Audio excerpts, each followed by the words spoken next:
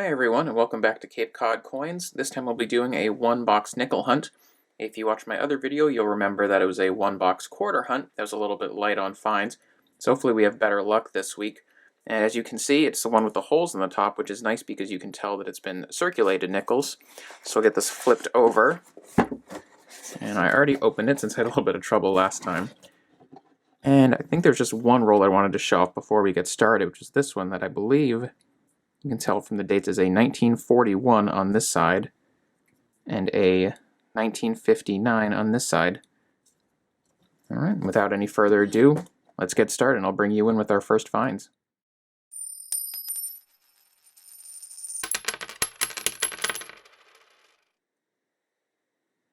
And just a quick note, if you're new to nickel roll hunting, I'll be looking for and pulling out any 2009 nickels, as well as anything pre-1964 if it looks nice, and especially any 1950s dates, 1940s dates, and crossing our fingers, maybe a buffalo. I usually average about one every 2 or 3 box, so probably not, but you never know.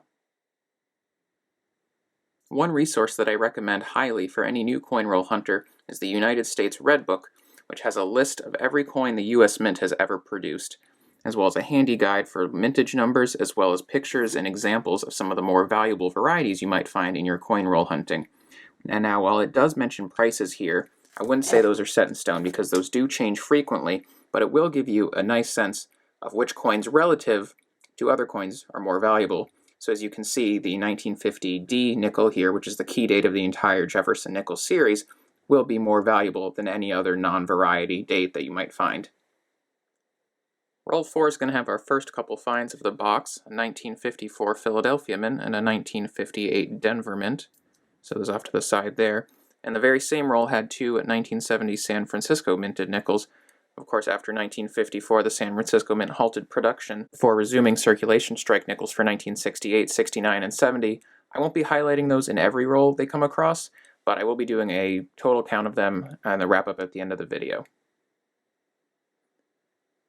Just a couple rolls later now, and we found the 1954D to go along with that 1954P we found in roll 4. Maybe we'll get lucky and find that 1954S and complete that year. Well, we had a bit of a cold streak there, but roll 13 is going to bring us our first 40s find of the box with a Philadelphia minted 1946 nickel there. Definitely not in the best shape. It has a few scratches there on the obverse and some gunk as well. The 1946P is definitely one of the more common dates you'll find for the early Jefferson nickels with 160 million minted, but it's still a good find and gets us on the board with our first 40s. The very next roll is going to add two more 1950s nickels to the hunt, a 1956 Philadelphia and a 1956 Denver minted, and those are going to be our fourth and fifth 1950s nickels of this one box hunt. And I'll also have a little chart in the corner off to the right here, keeping a tally of what we find in this one box hunt, as well as some things if I find them that are interesting but not worthy of putting on camera. Roll 15 is going to bring us our first silver of the box, a 1944 Philadelphia Mint, and there's still some pretty good detail on both the steps of Monticello and the obverse here. A little bit of rim damage there, but that's still silver in the box, and at today's melt value, I think about $1.40 worth, so that's a good find. Silver is always good. Roll 22 is going to give us our first 30s find of the box, a 1939 Philadelphia minted Jefferson nickel here. Just the second year that these were made, and I already checked the reverse. There's no doubling, unfortunately, but that's already a 30s Jefferson nickel and some silver in the box, and we're not even halfway done yet. And now it's time for roll 23, which if you remember is the one that has that 1941 and 1959 enders. So I decided we're going to open this one live on camera to see if there's anything else in terms of goodies besides those two enders.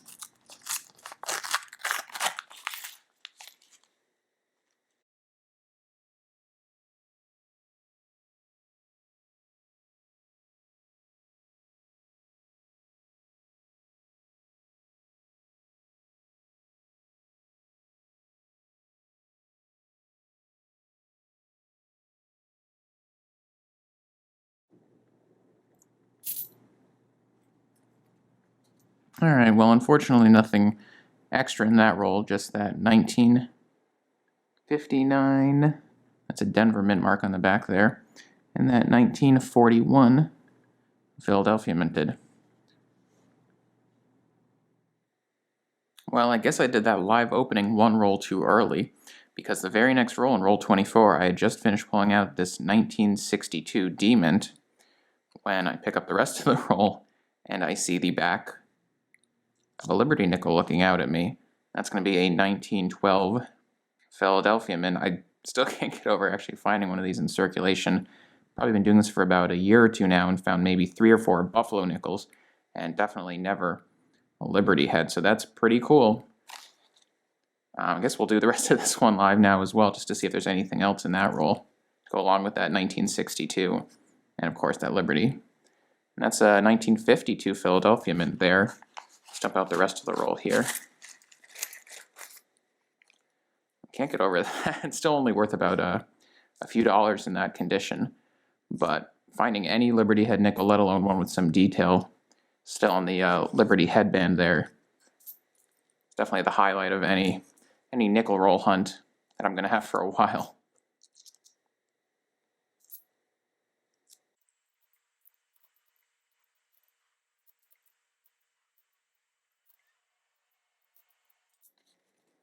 All right, well, nothing else in that roll, but still, I'll give you one more look at that 1912 V-nickel. It's a shame there's no S-Mint mark on the back, but you can only get so lucky. And I'll pull out my album later at the end to see if that might even be an upgrade. There are definitely some scratches on the reverse, as well as the obverse, but pretty crazy to find one of these in circulation still. On to roll 26 now, and the box is still staying hot. We got 2 more 50s editions. 1957D there. This was a pretty toasty beneath all that gunk. I promise that is a 1954. It's another Denver mint mark. As well as something I don't find a whole lot of, which is an early San Francisco minted nickel. There's a 1940 there on the obverse. And you can make out that S mint mark on the back there, if I can just get that in focus. And definitely finding a fair number of 68 through 70 San Francisco mints, but finding any 54 and earlier S mints is pretty unusual out here on the East Coast. Roll 29 now, and I thought that after that War nickel and the Liberty V nickel that we might do the trifecta with the key date of the Jefferson nickel run. While this is a 1950, it is not the D mint, just a Philadelphia mint, but still with fewer than 10 million of these produced, I'd say this is still, in my opinion, one of the semi-key dates of the series. Definitely some scratches on the obverse and the reverse there, as we saw with the Liberty nickel, but again, a 1950p in circulation, one of the more difficult dates to find. Roll 30 is going to give us this pretty nice looking 1958 Denver mint. Still some luster on that one, as well as our first foreign of the box, a 5 cents 1997 Bermudan nickel. The picture of the queen there on the obverse, and this fish on the back. Roll 31 is going to give us our fourth 1958 Denver minted nickel of the box, and with over 100 million minted, it's a pretty common date, so I think at this point I'm not going to continue filming every single 1950s decade nickel that I find, the ones that are the more common dates and mint marks. Definitely ones in better condition or that were rarer to find, I'll definitely point out and film, but I think for the more common ones, I'm just going to note them in that chart off to the side and bring you in for the more interesting ones. Roll 38 now, and since roll 31, there have only really been a couple of finds, including this 1993 Canadian nickel, making our second foreign of the box. But roll 38 is going to grace us with 2 more 1940s nickels, this first one here being a 1940 Philadelphia mint. Extremely common, but still the third year of the Jefferson nickels, as well as this 1949 Philadelphia mint as well. A little bit of a tougher year to find in better grades, and while this certainly isn't, it is a more unusual year to find, so that's nice to see. I'm on roll 48 now, and since roll 38 there's been a few more finds. A 1953 Denver, a 1956 Philadelphia and Denver, and another 1958 Denver, as well as 2 more Canadian nickels here, a 1998 and a 1983, as well as the first 2009 of the box, a 2009 Denver. Usually see a few more of these, but just one for the box is fine considering the other things we've found so far. And now in roll 48, we have perhaps the most circulated 1941 Philadelphia I've ever seen. I know with some of these older ones, if you find them in nicer condition, you tend to think that they came out of a collection, but I would not be surprised if this thing has been kicking around in circulation and registers for the last 80 years. Now it's found a home here. The box is now fully hunted, but Roll 50 decided to leave us with one last parting gift here, a 1949 Denver minted nickel, and I already checked this under the microscope for the D over S variety. Unfortunately, it is not, but that is another 1940s nickels in the box. And with the box empty now, that was quite a remarkable hunt, and I'll bring you back in for the wrap-up and final viewing. Well, it's time for the final box wrap-up, and that was definitely one of my better boxes, perhaps my best nickel box ever. We ended with 19 1950s nickels here, these top two stacks, as well as 8 1940s, and that one 1939 Philadelphia minted second year Jefferson nickel. Just one 2009 in the box, which is a little unusual, but with what else we found, I'm definitely not complaining. And ended with 4 foreigns as well, that one Bermudan nickel, as well as the 3 Canadians there. And then what's normally the holy grail of any coin roll nickel hunt, 1944 P, of course, being a silver wartime nickel, but then the crown jewel of that box being the 1912 Liberty V nickel, the first V nickel I have ever found in circulation. And I'm not sure if that'll show up, but there's even a little bit of detail still there in the headband. You can see the ERT and Liberty.